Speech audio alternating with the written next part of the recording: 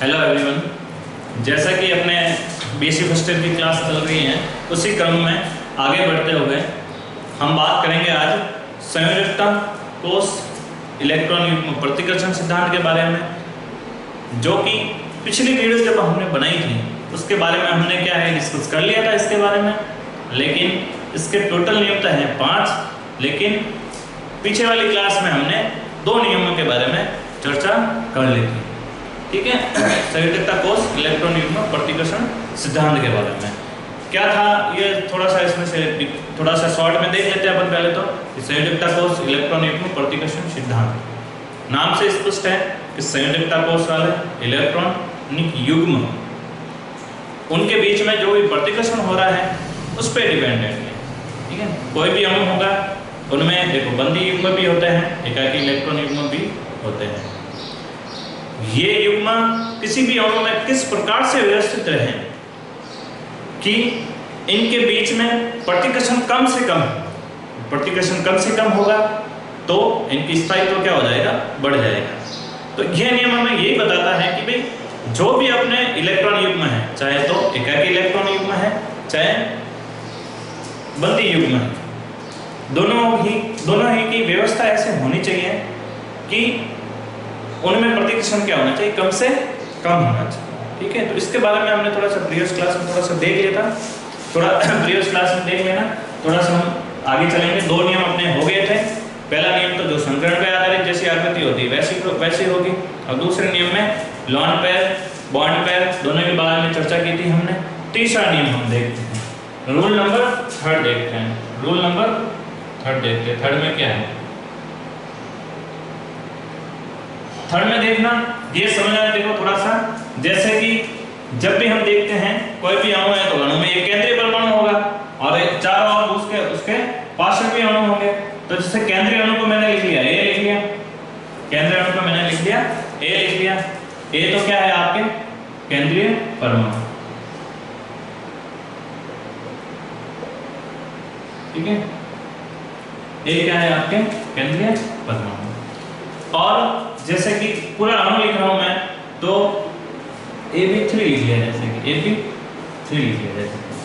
ठीक है, AB2 लिख लो, AB3 लिख लो या AB3 लिख लो जैसे। तो इसकी कोई न कोई विद्युत ऋणता होगी। बात करेंगे हम विद्युत ऋणता। विद्युत ऋणता ये हो गया आपके B। ये केंद्रीय परमाणु है, ये क्या है पार्श्व वाले परमाणु है। तो किसके बारे में चर्चा करनी है, विद्युत ऋणता के बारे में। तो जब भी कोई अणु बनेगा तो केंद्रीय परमाणु और पार्श्व में जुड़ा हुआ परमाणु। तीसरे नियम में ये देखना कि इनकी किसकी विद्युत ऋणता ज्यादा है किसकी कम है, ये देखना है। ठीक है, तो जिससे हम इसके बीच वाले बंद कोण हैं उनके बारे में हम मेजर कर सकते हैं। किसका बंद कोण ज्यादा होगा इसका कम होगा, कैसे मेजर करेंगे। देखो जैसे ए और बी है ना, तो यदि बी की विद्युत ऋणता ज्यादा हो जाती है, एक केस तो अपना ये हो गया, दूसरा केस ये अपना ये हो गया, सेम है ए और बी ले लिया। तो हम क्या देख रहे हैं विद्युत ऋणता, यदि ए की विद्युत ऋणता ज्यादा है तो क्या फर्क पड़ेगा। पहले तो हम थोड़ा सा देखेंगे। जैसे केंद्रीय परमाणु ए है तो मैंने ले लिया ए केंद्रीय परमाणु। पहले वाले की बात हुई है, ये लो पहले वाला। दूसरा वाला कौन सा है, ये वाला है। दूसरा वाला ये वाला है, इसमें भी ले ले केंद्रीय परमाणु। पार्श्व में जुड़े हुए इसका भी है, इसका भी है, इसका भी है, और इसका भी है, इसका भी है, और इसका भी है। हो गए तीनों।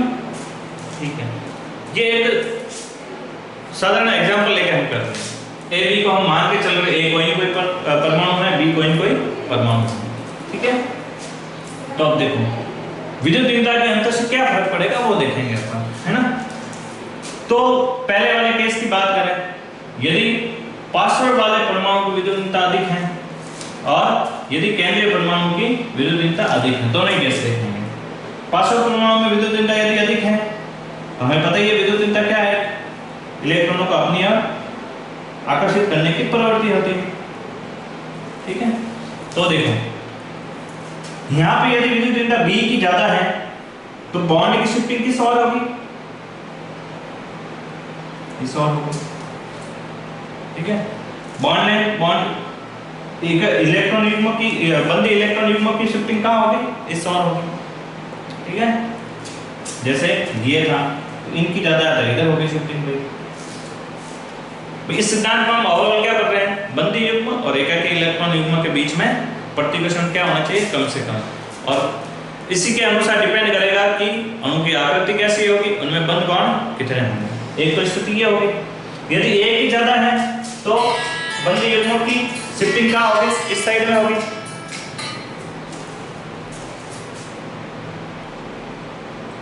ये होगा। अब देखो इस नियम में यही तो पड़ता है कि इनमें क्या होना चाहिए, प्रतिकर्षण हम देखते हैं। ठीक है, अब देखें प्रतिकर्षण ज्यादा कहां है, प्रतिकर्षण ज्यादा इधर है और इधर क्या है, कम है।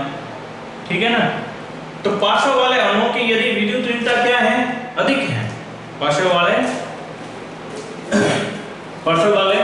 परमाणुओं की यदि विद्युत ऋणता क्या है, अधिक है, तो विद्युत ऋणता अधिक होने से देखो पार्श्व वाले भी अधिक हो गए तो इनके बीच में डिस्टेंस क्या हो गया, ज्यादा है। इनके बीच में डिस्टेंस क्या हो गया, बढ़ गया ना भाई।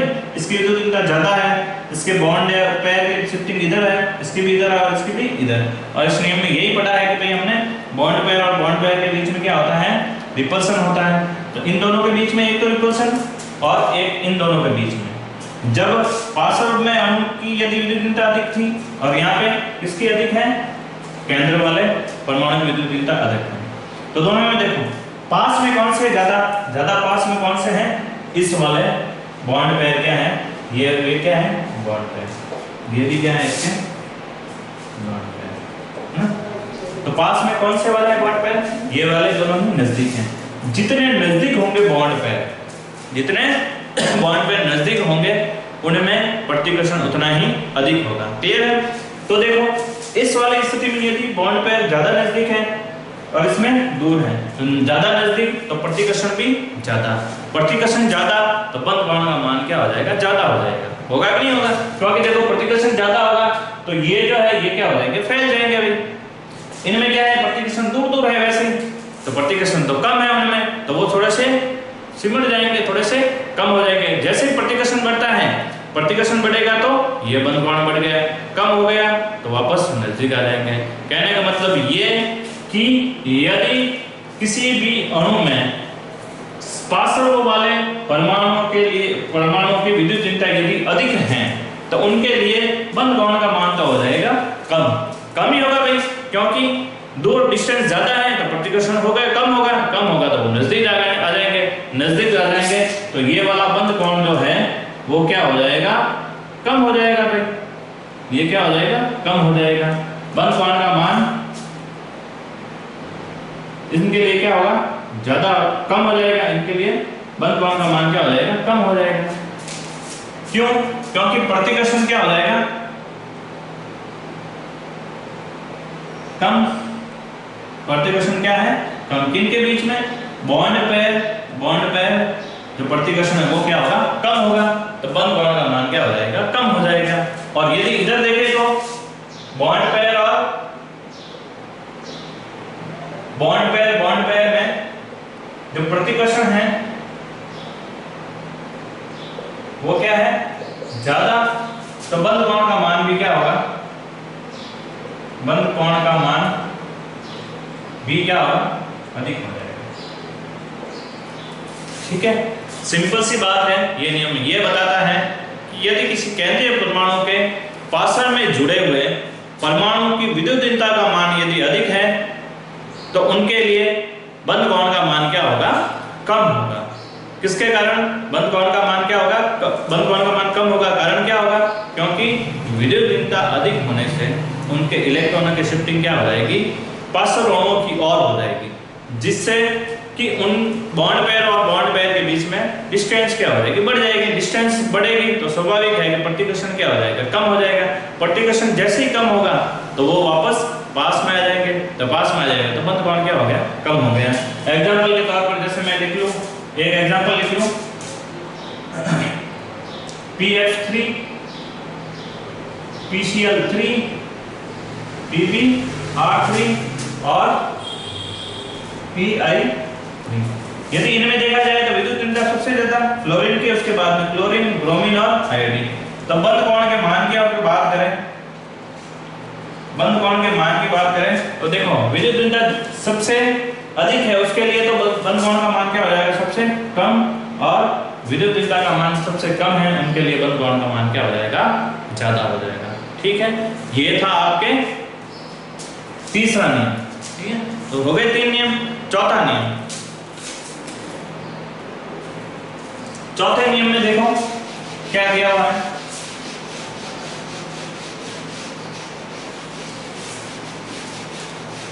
तीसरा नियम तो हो गया, तो तीसरे नियम में क्या लिखना है कि भाई यदि केंद्रीय परमाणु से ज्यादा यदि परस्पर परमाणुओं की विद्युत ऋणता है ना, परस्पर परमाणु की विद्युत ऋणता क्या है, केंद्रीय परमाणु से क्या है, ज्यादा है, तो उनके लिए बंद बॉन्ड का मान क्या होगा, कम होगा। और परस्पर परमाणु की विद्युत ऋणता का मान यदि कम है केंद्रीय परमाणु से तो उनके लिए बंद बॉन्ड का मान क्या होगा, अधिक होगा। ठीक है, आगे चलते हैं। Rule number 3। रूल नंबर 3 में क्या देखना है, देखो पूर्ण भरे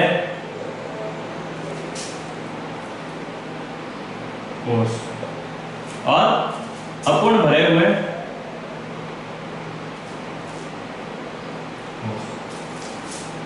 इनका क्या देखना है, प्रतिकर्षण।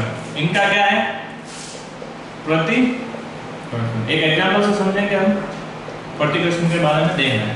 पूर्ण भरे कोष का प्रतिकर्षण अपूर्ण भरे कोष की तुलना में क्या होता है, ज्यादा होता है। ठीक है, एग्जांपल लेते हैं, देखो समझ में आ जाएगा। एक तो लेते हैं H2 का एग्जांपल, एक लेते हैं H2S।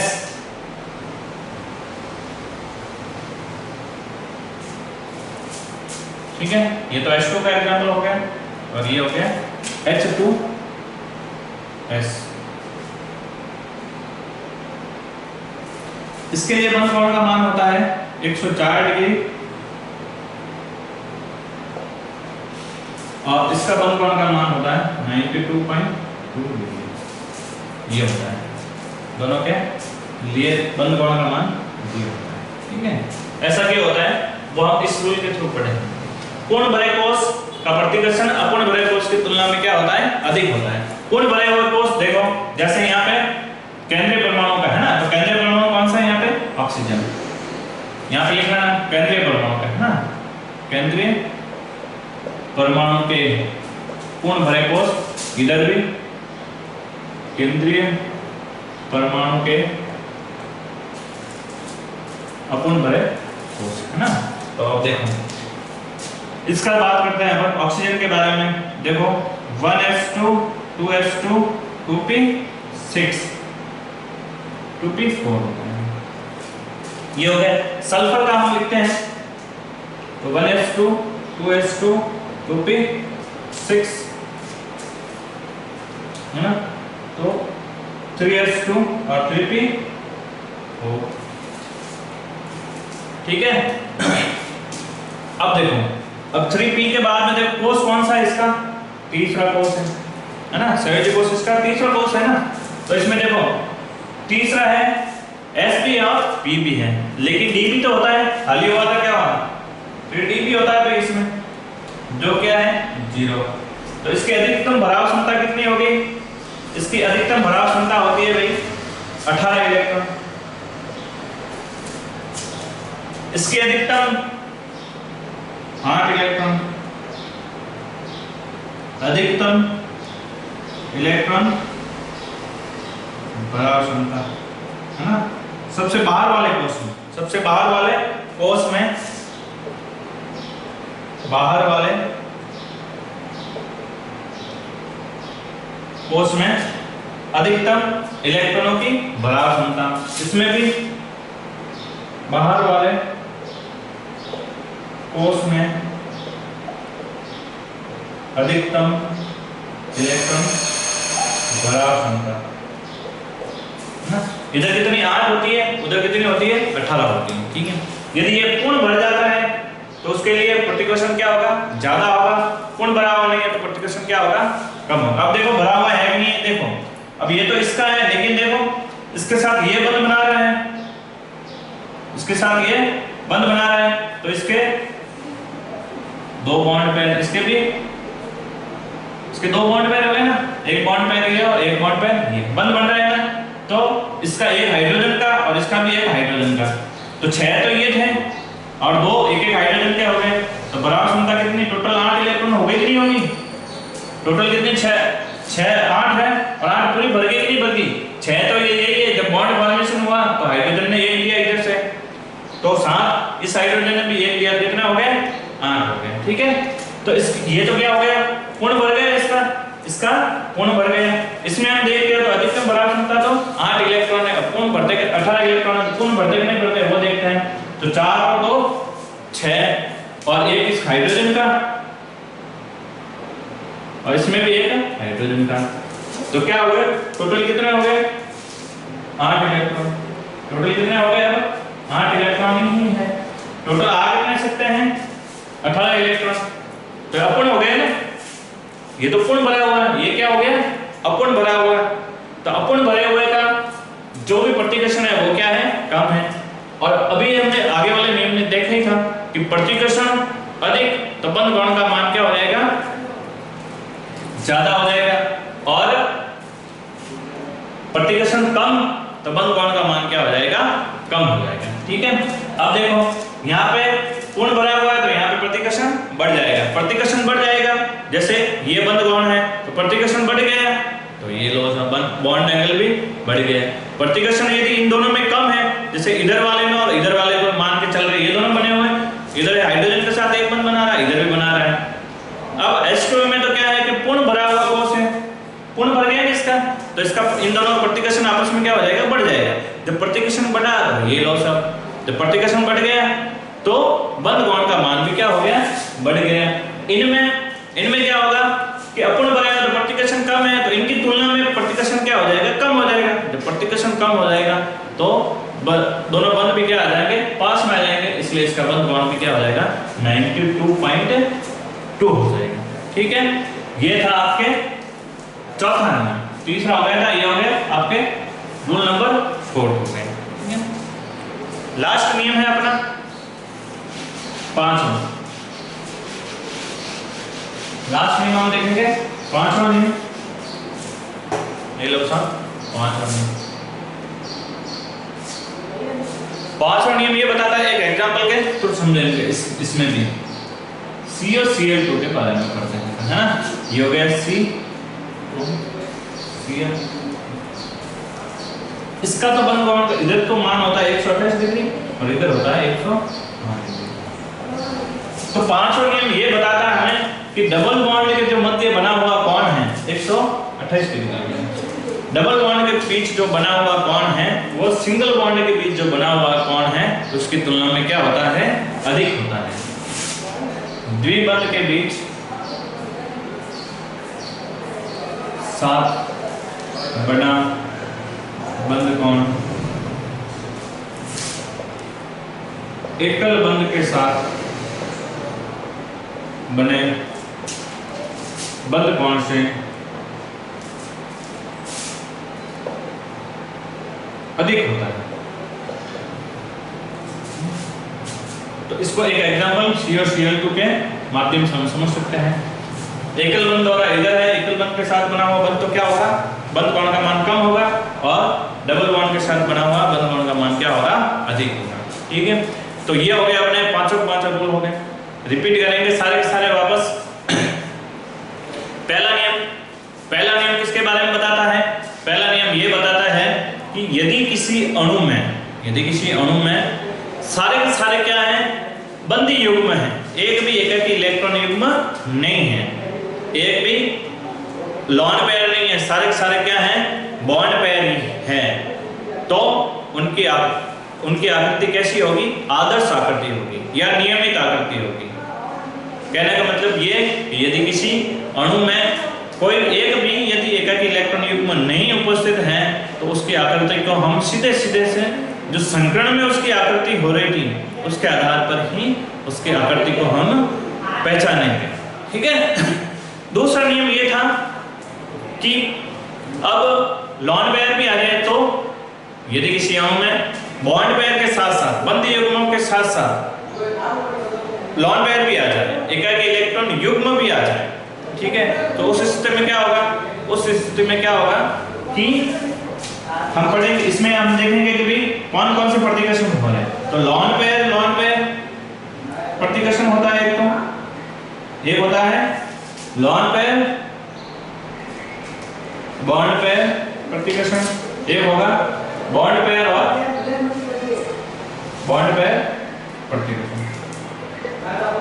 लॉन पेयर प्रतिकर्षण, लॉन पेयर बॉन्ड पेयर प्रतिकर्षण और बॉन्ड पेयर प्रतिकर्षण। ठीक है।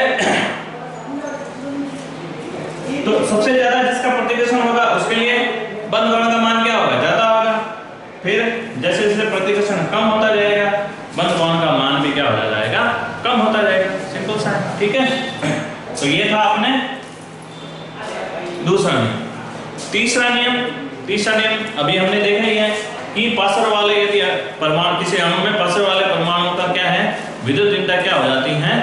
अधिक हो जाती है। तो उनके लिए बंद कोण का मान क्या होगा? कम होगा। और केंद्रीय परमाणु में यदि विद्युत ऋणता ज्यादा है तो उनके लिए बंद कोण का मान क्या होगा? अधिक होगा। चौथा नियम हमने देखा।